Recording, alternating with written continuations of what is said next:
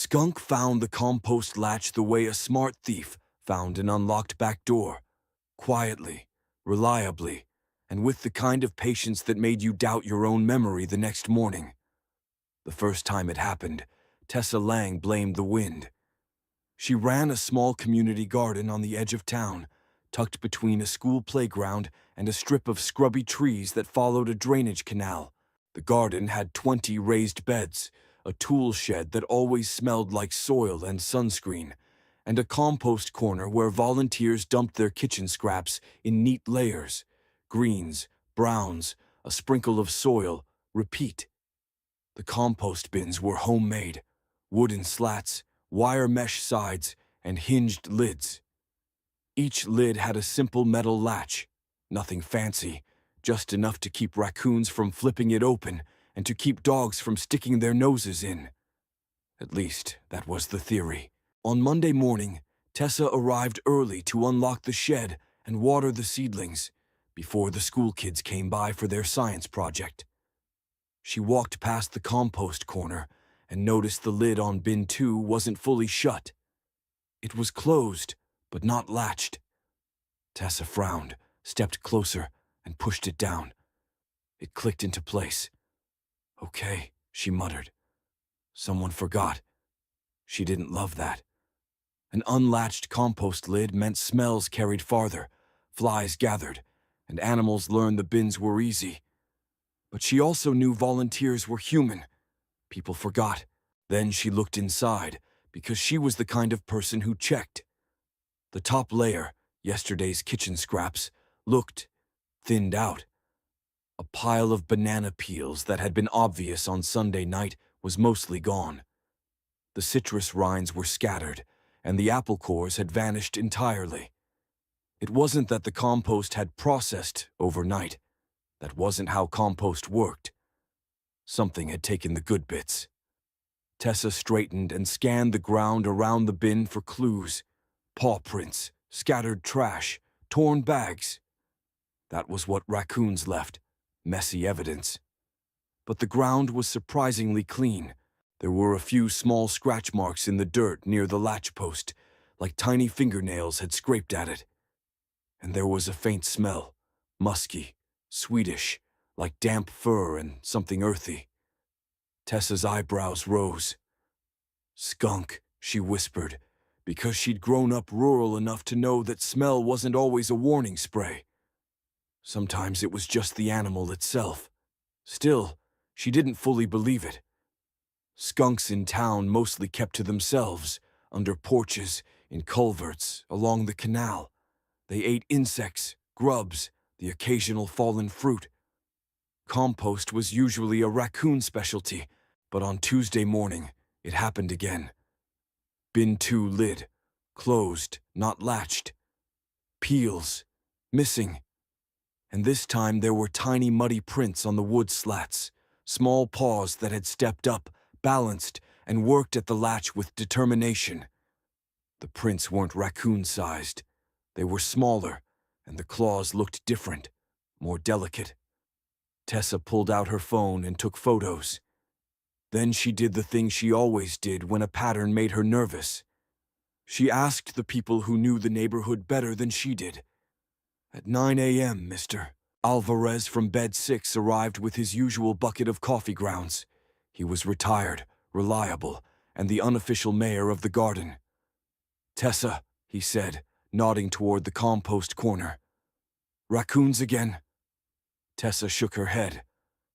"I don't think it's raccoons," she said. "They'd make a mess. This is tidy." Mr. Alvarez walked over with her and peered at the latch. "Something opened it," he said. "Or unlatches it," Tessa corrected. Mr. Alvarez sniffed, then made a face. "Skunk," he said with certainty. Tessa blinked. "You're sure?" she asked. He nodded. "We had one behind my garage last year," he said. "They're clever, and they love easy food." Tessa looked at the latch again. Simple metal hook, easy for human fingers, but apparently not too hard for a determined animal with paws and patience. "So it learned the latch," she said. Mr. Alvarez shrugged. Animals learn whatever we teach them, he replied. If the latch gives, they keep trying. That afternoon, Tessa installed a second latch, a small spring clip that required a pinch motion to open. She figured that would stop anything without thumbs. Wednesday morning, she arrived confident. Bin 2 lid was still closed. Both latches were undone. Tessa stared at the compost bin like it had personally betrayed her. The peels were gone again. Banana, orange, melon rind, anything sweet and soft. The heavier scraps remained. Onion skins, avocado pits, coffee filters. The skunk had selective taste, and the ground was still remarkably neat. No shredded bags, no trash scattered across the garden. Just a clean, efficient removal of the best parts. Tessa exhaled slowly. "Okay," she said. "You're good." She didn't mean it as praise. She meant it as acknowledgement of the real problem. She was dealing with an animal that had turned the compost bin into a reliable overnight pantry. If she kept fighting the latch game, the skunk would keep learning. And the more it learned, the more comfortable it would get around people, which increased the chance of someone surprising it and getting sprayed. The garden was for kids and volunteers. Nobody wanted a skunk incident. So Tessa changed tactics. Instead of making the latch more complicated, she made the reward less attractive. She walked into the shed and grabbed a metal trash can with a tight-fitting lid, the kind used for animal-proof storage. She labeled it with duct tape, "Food scraps only, lock lid." Then she posted a sign on the compost corner, "No fruit peels in bins overnight. Place sweet scraps in metal can. Add to compost during day only." It felt annoying, like adding rules to something that was supposed to be simple. But she knew how animals worked. If the payoff disappeared, the effort eventually stopped. That night, she also set a trail camera on a fence post facing the compost corner. Not because she wanted to punish the skunk, but because she wanted to understand it. Its timing, its size, whether it was alone. Thursday morning, she checked the camera. At 2:12 a.m., the skunk arrived. It moved low and unhurried, black fur glossy in the infrared, white stripe bright like paint. It sniffed the air around bin 2, walked to the latch and, this part made Tessa's jaw drop, stood up slightly on its back feet and used its front paws to lift and twist. Not randomly, methodically. The latch popped open. Then it worked the second latch. Pop. It nudged the lid up just enough to slip its head in, sniffed, and paused. No fruit smell. No sweet peels. The skunk pulled back and stood there for a moment like it was offended by the emptiness. Then it did something even more frustrating. It walked directly to the new metal can. It sniffed the lid seam, circled once, and tried to pry. The lid didn't budge. No latch to flip, no hook to work, just metal on metal friction and weight. The skunk tried again, paws scraping lightly. It pushed, it pulled. It even leaned its shoulder into the can. Nothing. Finally, it sat back on its haunches, head tilted, as if running calculations. Then it turned and waddled away toward the canal trees, leaving the compost corner intact. Tessa watched the footage twice, then leaned back in her chair with a strange feeling. Relief mixed with respect. The peels disappeared overnight because the skunk had learned the latch. Now the latch didn't matter. The reward did. Later that morning, when the school kids arrived for their science visit, Tessa gathered them by the compost corner and pointed to the new sign. "Why do we use the metal can?" one girl asked. Tessa smiled. "Because a skunk learned how to open our compost bin," she said. The kids' eyes widened, delighted. "Is it here now?" a boy whispered, half thrilled, half scared. "No," Tessa said gently. "It comes at night. We let it live its life. We just don't invite it to dinner." Mr. Alvarez overheard and chuckled. "Smart," he said to Tessa.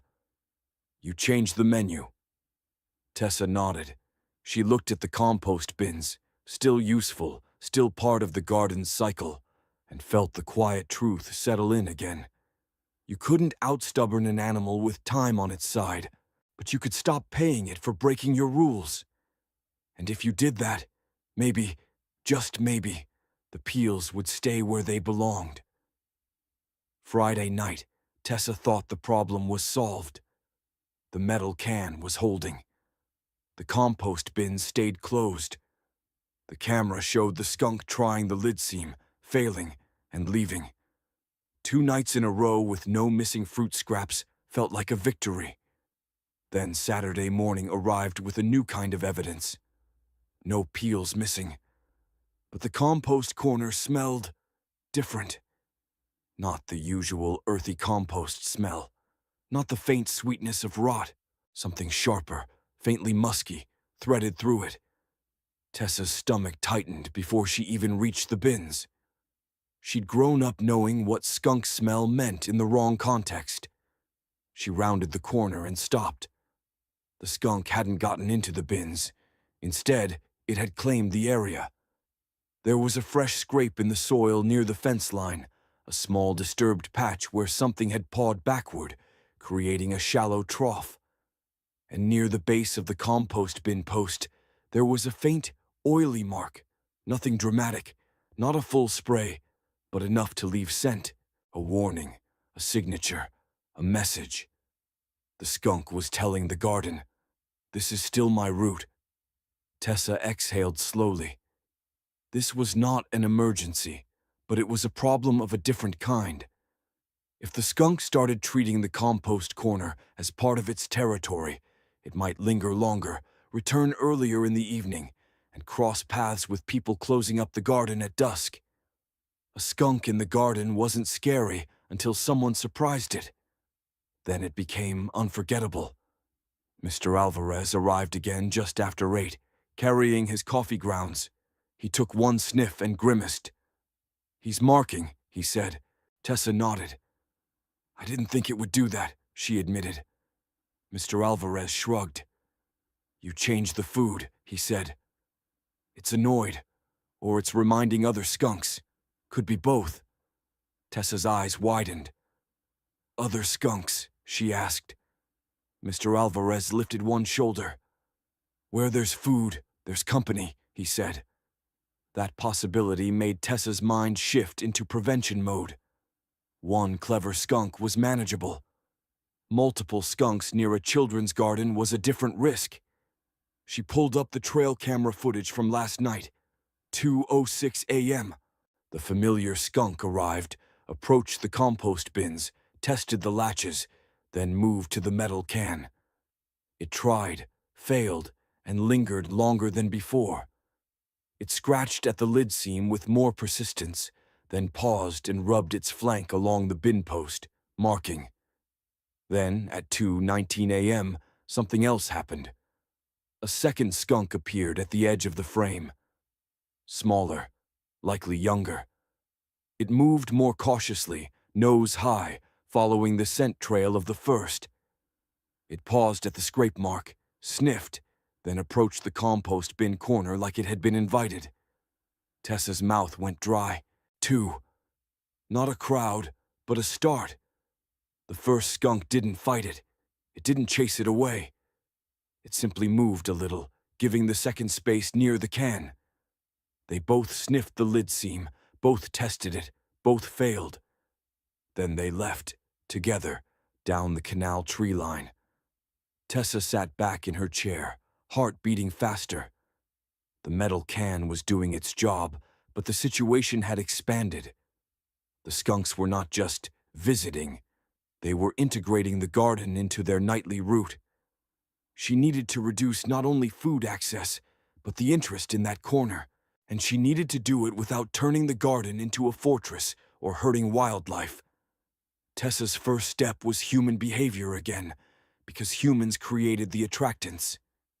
Even if fruit scraps were locked in the metal can, plenty of other smells could lure animals.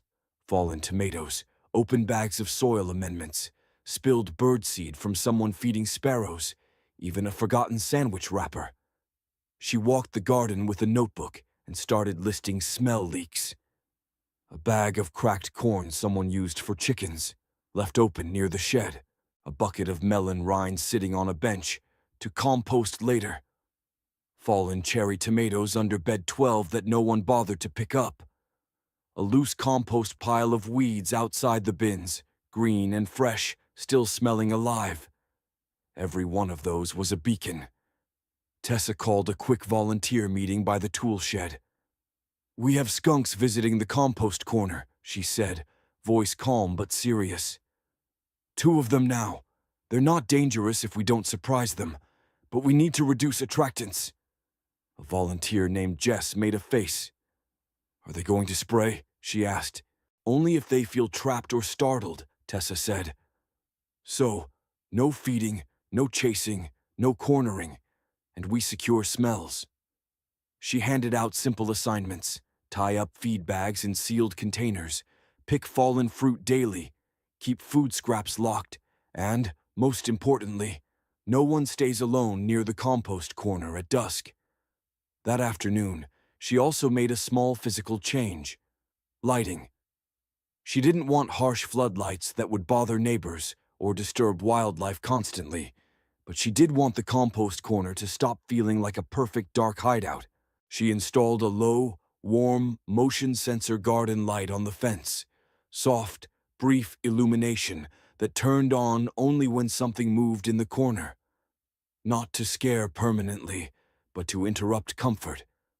Then she did a second thing. She changed the path humans used near the compost. She moved the wheelbarrow parking spot and rerouted the cleanup walk so people weren't passing right beside the compost corner in the evening. If skunks were marking that spot, Tessa wanted fewer human surprises there. Saturday night, the camera caught the new dynamic. At 2:08 a.m., the first skunk arrived and approached the compost bins as usual. When it neared the corner, the motion light clicked on, soft glow, not blinding. The skunk froze. It didn't bolt. It simply paused longer, assessing. It sniffed, circled, and approached the bins again. It tried the latches, out of habit, more than hope. Then it tested the metal can. Still no access. The second skunk appeared a few minutes later, moving in the same route. It froze when the light triggered too, ears flicking. Both skunks lingered less than the previous night.